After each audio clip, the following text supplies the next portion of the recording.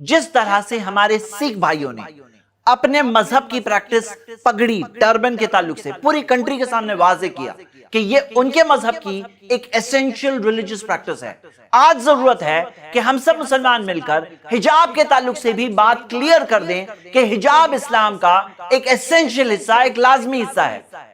अस्सलामु अलैकुम वरहमतुल्लाहि वबरकातुहू। हिजाब का इशू कोर्ट में मौजूद है और कोर्ट यह फैसला करने की कोशिश कर रही है कि हिजाब इस्लाम में एसेंशियल रिलीजियस प्रैक्टिसेस ERP यानी कि लाजमी प्रैक्टिसेस, कंपल्सरी प्रैक्टिसेस में से है या नहीं है।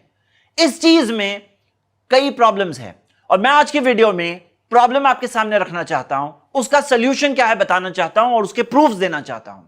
सबसे पहले हम प्रॉब्लम से स्टार्ट करेंगे। दो बहुत बड़े प्रॉब्लम्स हैं हमारे कॉन्स्टिट्यूशन में। जो आर्टिकल 25, 26 और 30 मौजूद है, उसमें जो मजहबी आजादी जिक्र है, जो रिलीजियस फ्रीडम जिक्र है, उसमें कहीं भी यह रिस्ट्रिक्शन नहीं है कि सिर्फ एसेंशियल रिलीजियस प्रैक्टिसेस में आजादी, सिर्फ कंपल्सरी प्रैक्टिसेस में आजादी। ऐसा पाबंदी, ऐसा रिस्ट्रिक्शन कहीं नहीं। आप पूरा कॉन्स्टिट्यूशन पढ़ लीजिए, कहीं नहीं है। लेकिन यह पाबंदी जो लाई जा रही है कि सिर्फ एसेंशियल रिलीजियस प्रैक्टिसेस में आजादी है, यह हमारे कॉन्स्टिट्यूशन में जो आजादी है उसको रिस्ट्रिक्ट किया जा रहा है और यह रिस्ट्रिक्ट करना हमारे लिए, हमारी कंट्री के लिए नहीं सही है।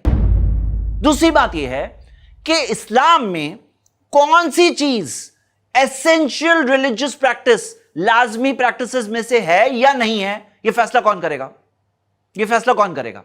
क्या कोर्ट यह फैसला करेगी या जो इस्लामिक स्कॉलर्स है, जूरिस्ट है, जिन्होंने सालों साल तक पढ़ा है, स्पेशलिस्ट है, अरबिक लैंग्वेज जानते हैं, हदीस, कुरान, तफसीर ये सब जानते हैं, क्या वो लोग इस चीज का फैसला करेंगे या कोर्ट ये चीज का फैसला करेगा? आप खुद सोचिए, हर फील्ड के एक्सपर्ट्स होते हैं। हकीकत तो यह है, इस्लाम एक ऐसा रिलीजन है जिसके अंदर क्लियरली दिया हुआ है कि ये सारी चीजें फर्ज है, कंपल्सरी है, अगर नहीं करेंगे तो गुनाह मिलेगा। और कुछ चीजें हैं जो मुस्तहब है, जिसे लोग सुन्नत भी कहते हैं, यानी कि रेकमेंडेड है, जो करेंगे तो सवाब मिलेगा, नहीं करेंगे तो गुनाह नहीं मिलेगा। तो हम ये देखते हैं कि ये दोनों में क्लियर फर्क है, फर्ज और मुस्तहब।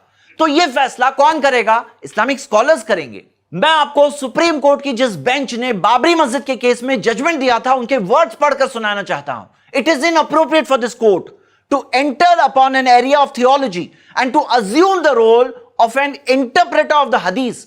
वो कह रहे हैं कि इस कोर्ट के लिए मुनासिब नहीं है कि थियोलॉजी यानी मजहब के एक एरिया के अंदर वो दाखिल हो जाएं और हदीस के इंटरप्रेटर, हदीस की शरह का काम कोर्ट करने लगे। वो कहते हैं ये हमारे लिए मुनासिब नहीं है और हकीकत में मुनासिब नहीं है। तो इस प्रॉब्लम का सोल्यूशन क्या है? सोल्यूशन ये है कि पूरे के पूरे मुल्क को मिलकर के हमारे कॉन्स्टिट्यूशन में जो आजादी दी गई है, मजहबी आजादी, बगैर कैद, बगैर रिस्ट्रिक्शन, सिर्फ एसेंशियल रिलीजियस प्रैक्टिसेस की आजादी नहीं बल्कि मजहबी आजादी जो दी गई है, उस आजादी को हम सबको डिफेंड करना होगा। और मैं अपने दूसरे मजहब के भाइयों से भी कहना चाहता हूं कि यह मैटर सिर्फ मुसलमानों का मैटर नहीं है। आज खुद हम देख रहे हैं कि इंटरिम ऑर्डर में जब हिजाब पे रिस्ट्रिक्शन आया हुआ है तो दूसरी मजहबी प्रैक्टिसेस में भी प्रॉब्लम आ रहा है। और यह तो शुरुआत है। आज हिजाब की बात है, कल दूसरी बातें आएगी, कल दूसरे मजहब, कल्चरल ड्रेसेस तक भी बात जा सकती है। सही बात तो यह है, इस कंट्री का एक कैरेक्टर है, वो है टॉलरेंस। अलग अलग मजहब वाले मिलकर कैसे रहते आए हैं, अलग अलग कल्चर, अलग अलग ट्रेडिशंस वाले कैसे मिलकर रहते आए हैं, एक दूसरे के साथ टॉलरेंस की वजह से। दूसरी बात मैं मुस्लिम भाइयों और बहनों से कहना चाहता हूं, जिस तरह से हमारे सिख भाइयों ने अपने मजहब की प्रैक्टिस पगड़ी टर्बन के ताल्लुक से पूरी कंट्री के सामने वाजे किया कि यह उनके मजहब की एक एसेंशियल रिलीजियस प्रैक्टिस है, आज जरूरत है कि हम सब मुसलमान मिलकर हिजाब के ताल्लुक से भी बात क्लियर कर दें कि हिजाब इस्लाम का एक एसेंशियल हिस्सा, एक लाजमी हिस्सा है। और मैं आप सबको उभारता हूं कि यह एक ऑनलाइन पिटीशन है। इस पिटीशन का आप भी हिस्सा बनो, 2 मिनट जिंदगी में से निकालो।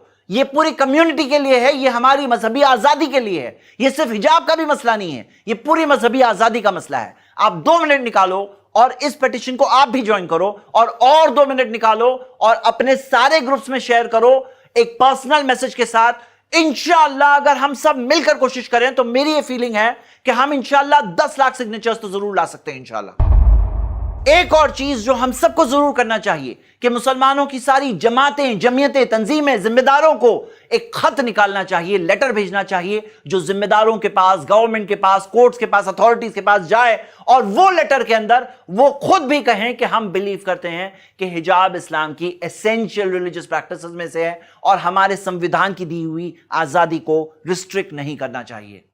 میں آپ سب کے سامنے پروف رکھنا چاہتا ہوں کہ حجاب پردہ اسلام کے اندر فرض ہے، کمپلسری ہے۔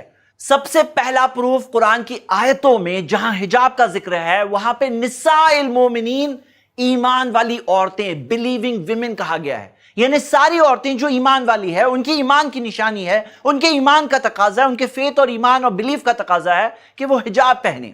دوسری دلیل یہ ہے کہ پروفٹ محمد صلی اللہ علیہ وسلم کے پاس جب عورتیں اسلام قبول کرتی تو محمد صلی اللہ علیہ وسلم جو بیعت لیتے تھے، جو وعدہ لیتے تھے، جو اوت لیتے تھے، وہ اوت میں حدیث میں آتا ہے 8 چیزیں ہوتی، اس میں سے ایک بات یہ ہوتی کہ جاہلیت کے زمانے میں جس طرح سے عورتیں اپنے آپ کو اوپنلی ڈسپلے کیا کرتی تھی اس طرح سے تم لوگ نہیں کرو گی، یہ وعدہ لیا کرتے تھے۔ آپ بتاؤ کہ یہ اسلام قبول کرتے وقت جو وعدہ ہے کیا وہ ریلیجن کا ایسنشل حصہ ہے یا نہیں ہے؟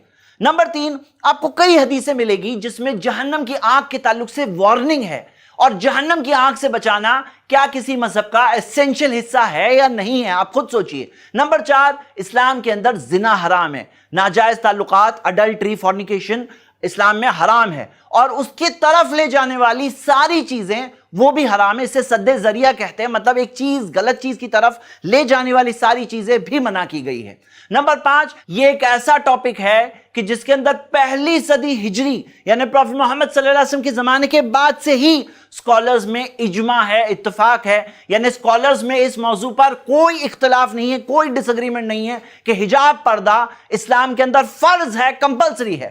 آخر میں آپ کو یہ بات یاد دلانا چاہتا ہوں کہ اس دیش کے ناگرک ہونے کے ناطے ہماری یہ ذمہ داری ہے کہ ہم اس پرابلم کے سلیوشن کا حصہ بنیں، جو کچھ ہم کر سکتے ہیں وہ ضرور کریں، ضرور اس پیٹیشن کا حصہ بنیں اور اس خط کو جاری کرائیں۔ شکریہ، السلام علیکم ورحمۃ اللہ۔